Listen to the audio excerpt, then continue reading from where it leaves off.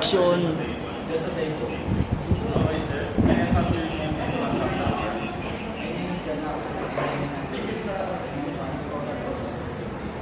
Okay, sir. May I know the date and time you have and how many persons?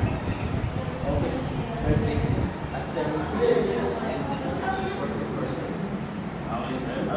I would like to set reservation. I think this first smoking area or the smoking area. Okay, sir. One moment, please. I will check the availability. The reservation, sir, is number. May I repeat the details, sir? Okay, sir. There is serving available.